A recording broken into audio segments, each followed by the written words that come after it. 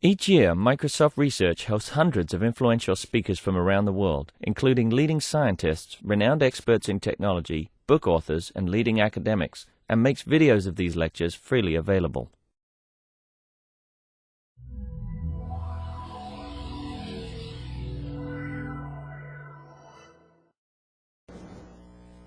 So I'm going to talk about our project called and a neat new little idea called WikiGIS. And incredibly, we were able to get this domain name. So we're exploring some interesting research questions involved with sense cams and the Memex device. And the thing that we're most interested in is how a personal journal interacts with a community journal. And you can think about there being a spectrum of information. There's information that's very personal to you, and people often, it's really popular now for people to make blogs. We have text and images mixed in about things that are very relevant to yourself. Now, in between, like a wiki, which is almost extremely the most far end of public, it's sort of like information that's interesting to a lot of people. In between that, there is actually a word invented called a wiki. I didn't know this until I realized and Googled for it. And that's sort of a community portal that allows people to, in a communal way, edit a blog. So we're interested in exploring this space, how these things interact with one another, and how we can facilitate this interaction and make it into a more engaging experience. So how are we going to do things like this? Well, one thing is, can we mine information from blogs? So can we find a blog that looks a little bit more like a wiki than it does like a blog? For example, if you're putting information about something that you're an expert about, then the chances are that the broader community might be even more interested in what you have to say. For example, if you go on a trip and you're an expert on Chinese history or something, and you make you give out some information about the Great Wall of China, that's the kind of thing that other people might be interested in seeing, much more so than if you're just talking about your kids, for example. So how can we extract this kind of information and encourage people potentially to contribute to a wiki? So for example, if we could analyze your blog and say, it looks like you know a lot about this topic, and there's no information in the community resource about this topic, can we then say, would you consider adding some of that information to the blog, into the wiki? So that sort of deals with document and text processing. And so finally, of course, we have the SenseCam is primarily about images. And how can we use computer vision to help make all of these kinds of things even more engaging? Can we use pattern recognition to recognize objects and facilitate that? Oh, sure. That's even better. Uh-oh. Thanks a lot.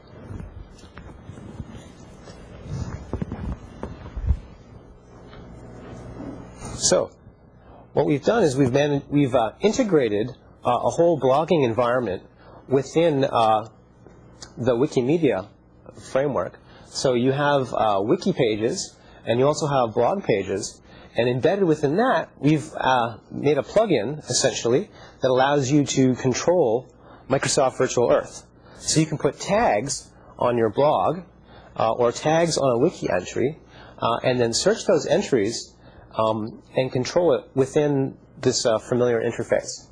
So, for example, you can execute queries and find all the blogs that I've written. And if my friends have shared information about their own blogs, then I can also execute a query and find information that they've done. So, for example, if I have friends that have gone on the same hike that I've gone on, I can easily find the images that they have of that hike. And also, as well, if there's wiki-based information, so much more factual information about that location, we can search that as well, all within that framework. And we can put all these pins back onto Microsoft Virtual Earth.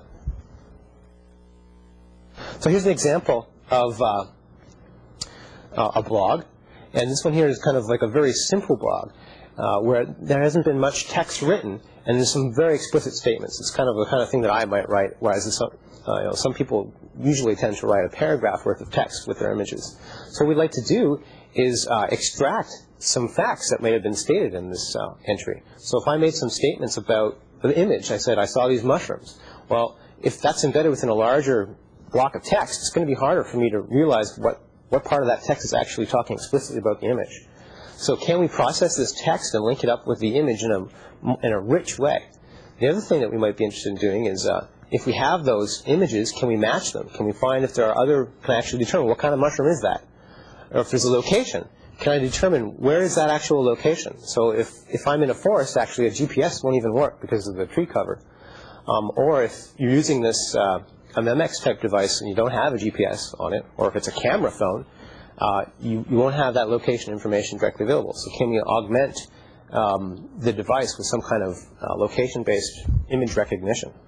So I'm a sort of a machine learning researcher, and with that I can I apply these methods to text, images, speech, all put together and make really compelling interfaces. So I'm going to talk to you about some of the results that we have so far on how we can make the fundamental algorithms that are going to make these kinds of scenarios really happen and really happen well. So the first example is information extraction. So if we're trying to find relationships that are being made in the text about the images, how can we pull that information out and then use it for a potential classifier? Well, conditional random fields are basically the state of the art in how you extract information from text. So you can basically extract factual statements. So if you're talking about a piece of text that says, said Ling, a Microsoft vice president, you can construct a conditional random field that looks at features of these texts, of the words, capitalization, whether they belong to lexicons. Microsoft belongs to a lexicon of organizations. And you can then basically perform inference in this probabilistic model in order to basically extract that information and populate a database, where the database is relationships between the things that are in that block. These methods have been used for everything from even bioinformatics even, or more relevant to what we're doing, speech recognition. Actually, ICAST this year had a great number of papers on using conditional random fields to do recognition. So you can also do this for really cool things, like extracting addresses from web pages, which can power things like virtual Earth, adding the actual address location for things. So I'm not going to get into too many of the details of this contribution, but when you optimize a model like this, it's really easy to think about the intuition for what you have to do. You end up having to compute the difference between empirical expectations of the features that you have in your data, and you take the difference between that and the model expectation of those features. Pretty simple and intuitive approach. It falls out of the math really beautifully. And it turns out that all you're really saying is, I want to make my model, the expectation that my model gives for the features that is being used to make the predictions, look a lot like the data. And then based on that, you can follow the gradient. And it turns out that computing that expectation can become very tricky if you have a large state space. So if you're trying to extract complicated facts, complicated relationships, and you're trying to label what those are, is that an organization, is that a person, is that a place, is that a thing, then you have a very large state space. And doing inference in this model for optimization takes a long time.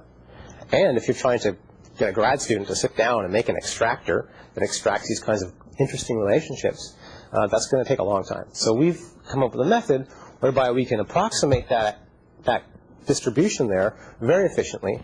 And using that method, we can take the training time down, so it takes 75% less time than it would if you had done the exact computation, and you get no loss in accuracy. And so this is kind of more of a technical thing, but I just wanted to give you a flavor for how these really important technical problems can power these really cool applications, like basically coming up with semantic relationships between the things that are said and the image itself.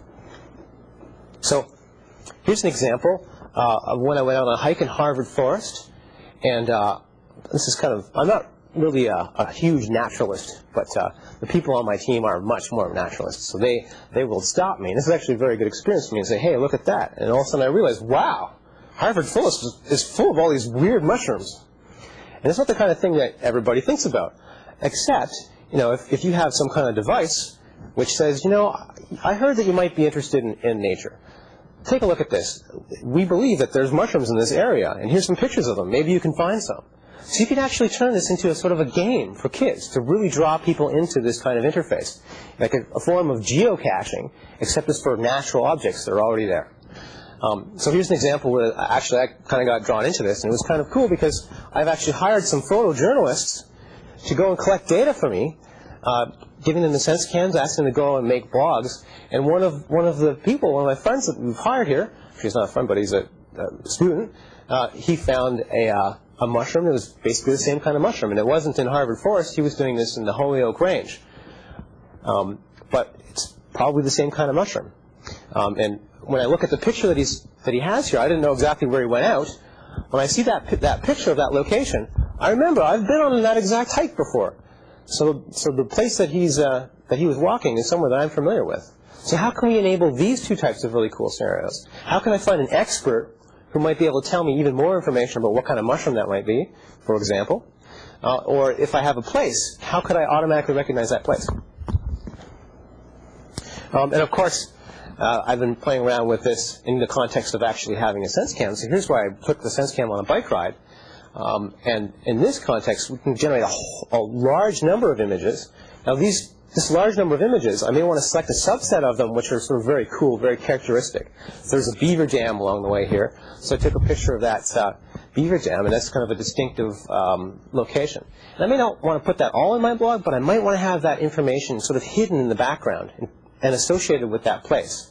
So if I'm trying to make a really compelling interface that allows me to bring my friends to a page that I've been, I can, in the background, not necessarily being displayed right away as thousands of images, but in the background just store either the features that I've extracted from that track or store the raw data itself. And then I can then query that database of images and try to find out if any of my friends have actually been to this location. So we've been playing around with a way to make these kinds of classification models work really well. And this is like sort of another machine learning kind of contribution, but it's a pretty cool idea. And I can give you the feel for it without any equations even. Oftentimes when we construct a probability model for data, so here's two classification problem. We've got some X's, we've got some O's. Cluster of points there, and there. If we try to fit a joint model for this kind of data, we can optimize that model and form a density estimate. So we try to put probability density to explain this distribution. If we do so, and that's the way that maximum likelihood regular learning that almost everybody uses works. However, that traditional objective, it has no idea that I need to actually classify things. So if you're using maximum likelihood in a model, you can realize that this model has no notion that I really don't want to assign probability mass on top of this class. However, it's well known, and the conditional random fields are a good example of this, that if we use a conditional model, like logistic regression, the kind of model that are used really extensively for text and these days even image processing, we can optimize that same model, but explicitly optimize it so that it does a really good job at classifying the data. And if we do that, the contours that we get and the parameters that we get really don't have much interpretation. In fact, they're more like spline points that move around, and they do whatever they can in order to make the decision boundaries as good as possible to separate these into distinct classes. However, can we combine both of those things? Can we get the performance that we want from a conditional model, which is very difficult to interpret? And if we're trying to construct a very large system where we may be passing around parameters to say, these are the words that are associated with this image, it would really be nice if we could interpret what those words actually meant. So we've got a new method known as multi-conditional learning, in which we explicitly optimize for both of those objectives. Very good classification performance, and a model that has high interpretability, and it can be easily integrated into a larger system. And if we optimize according to that objective, then we can recover both parameters that are interpretable, and we can actually perfectly classify this example. So the objective in terms of the equations is pretty straightforward. So we just take a regular likelihood. We have the conditional likelihood. So this is the labels. So we're trying to make a classification with respect to X or O, given the observation. So it's 2D points in this simple example. And that's the conditional distribution that we're really interested in. We also like to think about the distribution on the actual features. So that's the probability of the features given the label. And we may not be as interested in that one, so we weight them. And if we construct this objective and we fit these weights appropriately, then we can learn models that have the intuition of the simple example that I showed you, but they can be very, very rich and very, very powerful. And they can be applied to text, they can be applied to images, they can be applied to speech. All of these domains in which we want to be able to process in an integrated and coherent manner. So here's like some simple experiment, like quantitative results. So here, so say for example, we could convince people to label their images and say, this image here, this is a mushroom, and this is a mushroom right in the middle. Could we break that up into the foreground and the background, and then start to build a database of objects? Now, of course, we can do this in an even better way, and I'll talk about that later, but this, for very simple experiments, we want to use a well-known data set. So what we're going to do is we're going to label it into foreground and background. We're going to label the stuff in the middle, we're going to label the stuff in the background, and then we're going to make a prediction about stuff on the border, and we're going to measure accuracy on the border. This is a good, slightly more complicated model. Now, Chris Bishop at Microsoft Research Cambridge is really well known for probabilistic principal component analysis and mixtures of factor analyzers or mixtures of principal component analyzers. It's really, there's some fancy equations here, but really what's going on here is it says, can I simultaneously reduce the dimensionality of my input space and cluster? And in our example here, we want to also do a good job of classifying. So this is basically supervised PCA with clustering all put into the same model and then optimized explicitly for the performance of that model, and in our new criterion also in terms of parameter interpretability. So Chris Bishop and Tom Minka have a paper on some related stuff that was just presented at CVPR, and this stuff is coming up in ICPR in Hong Kong. And so what we find out, and it's actually quite nice, is that if we use these objectives, we can use a model of lower complexity and achieve a better result. So these curves here, we're toggling between a completely discriminative model on this end and a model which is completely generative. So this model is really concerned with modeling the distribution of the features. This model is really concerned with doing a really good job at classifying things. And in between them, we can sort of like dial this dial and turn between a discriminative model and a generative model. And what we find out is that for a given amount of data and over different types of model complexities, so this is where we change the number of clusters that we're allowed to use, if we just use a conditional model, we can get away with a very low complexity model and still achieve a very high classification performance. Whereas if we have a completely generative model, we have to have a much larger number of components. So for example, we have to have 10 cluster classes in order to achieve the same recognition rate that we did with 2 classes. So what does this mean? This means if we're trying to construct a huge database, we're able to classify arbitrary objects. So I want to go out on a nature hike, take a picture of a mushroom, take a picture of a tree, take a picture of whatever I want, and then classify that as fast as possible, and then pull up information which might be a wiki entry on that type of mushroom, then we can get away with models of much lower complexity, 20% of the complexity if we use this kind of framework. And if we regularize it appropriately, if we change the right value, then we can also get interpretable parameters. So we can have an interpretable model and a low complexity model.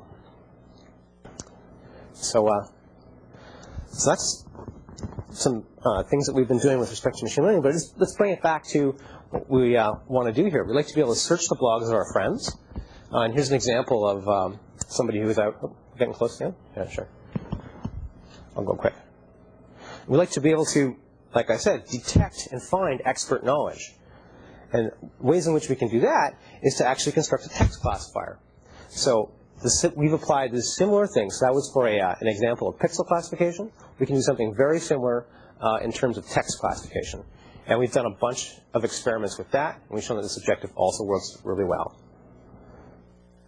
We can also construct arbitrarily complex models. And so ideally what we'd like to do is pull up this kind of information. If you take a picture of a jellyfish and you're wondering whether it's a jellyfish, you'd like to pull this up. If you're an expert on jellyfish and you start to say really factual and useful information, we'd like to encourage you to add some of that information in a more organized kind of way so it's easier to find that. So, conclusion, we've been playing around with how you can use a merger of personal journals, Blickies, which are sort of community editable personal journals, wikis, all within a virtual Earth sort of framework. And we're really thinking in terms of the future of the Sense Cam, which might be a really an intelligent cell phone that would have the ability to bring up this kind of factual information, recognize things from the camera that it takes. And in terms of next steps, we're looking at implementing these actual object recognition models and tying that right in with the information retrieval. And we're also going to use this SenseCam in the future for some cool assistive technology projects. But that's just telling you that we're not just going to use this for this. We've got a lot of cool things that we'd like to do with this. And so already we've got a ton of papers because I drink a lot of coffee and don't sleep too much. So here's one at ICASP, which is the CRF paper, ICPR for the pixel stuff, AAAI, which is being presented right now as we speak, on document clustering and classification. And we have a paper at the conference on email anti-spam on how do you predict who you might want to CC, which is directly related to which of my friends might be most interested in my most recent blog entry. And that's it. So any questions? Thanks.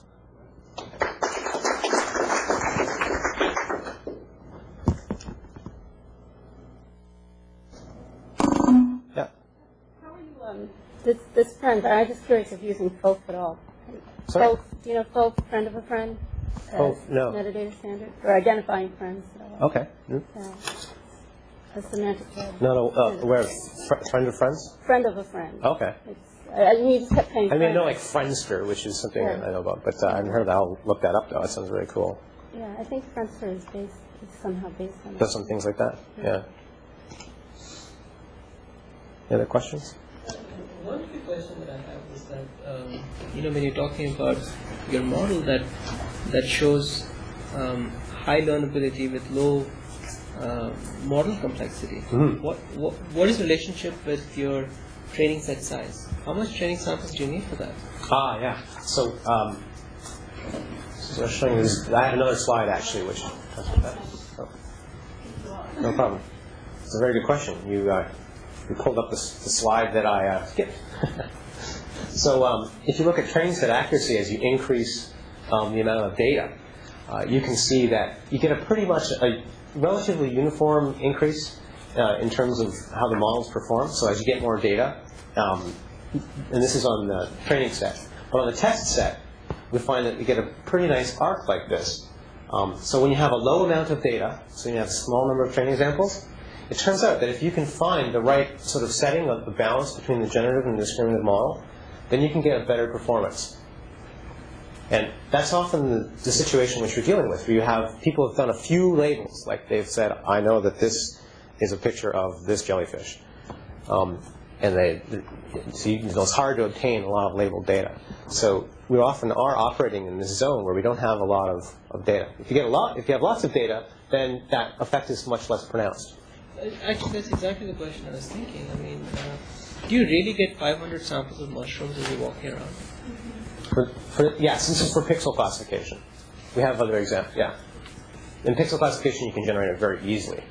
Oh, this is the level of a pixel. Yeah. Not at the level of the full image. Yeah, these weren't for object recognition experiments. But we've observed, and I think Chris Bishop at Microsoft Cambridge has observed some kind of similar effects. I see, okay. Are there any other people that are doing stuff with maps here? I'm the map guy. Right on. Well, if you want to do stuff with maps, you can go to WikiGIS soon. It's live now, but you have to have passwords and stuff like that. But if you'd like a password and you'd like to play around with it, feel free to send us an email. And we're really interested in making blogs really easy to do. So if you have any blogging tools integrated into the Memex toolkit, or if that's something you're interested in doing, that's something we'd be very, very excited about.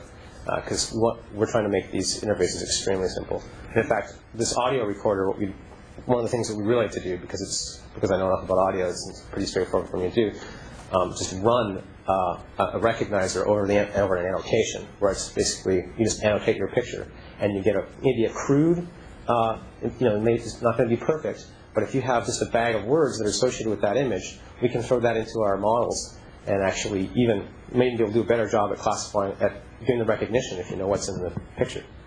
So we're pretty interested in all those kinds of things.